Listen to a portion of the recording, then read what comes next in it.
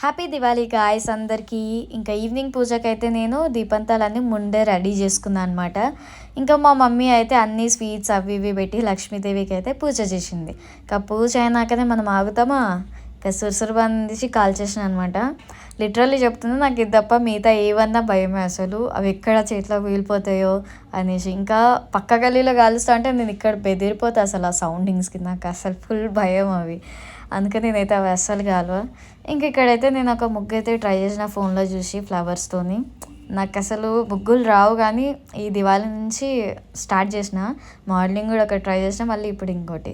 ఇంక ఇక్కడైతే చీకటి అయినాకనే ఇంకా దీపంతాలన్నీ వెలిగిస్తున్నా అనమాట. అండ్ ఈ కార్తీక మాసంలో అయితే నేను ప్రతిరోజు ఎర్లీ మార్నింగ్ లేచి దేవుడికి పూజ చేద్దామని అయితే ఫిక్స్ అయిపోయినా. అండ్ డైలీ పూజనే కాకుండా సమ్ స్పెషల్ డేస్ కూడా ఉన్నాయి ఈ కార్తీక మాసంలో.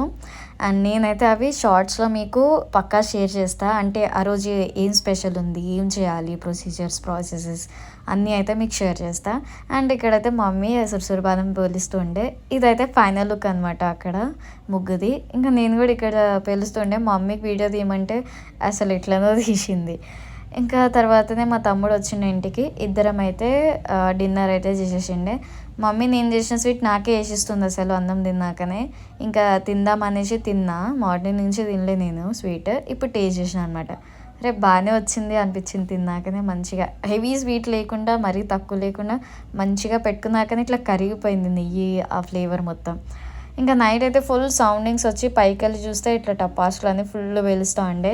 మంచిగా ఉన్నాయి కదా అని వీడియో అయితే తీసిన. ఇంకా ఆ తర్వాత ఇంకా మా తమ్ముడు వచ్చిండు. ఇంకా లాస్ట్కి ఇది ఇంకో క్లిప్ అయితే తీపించుకున్నా. And that's it guys. Happy Diwali again. Bye.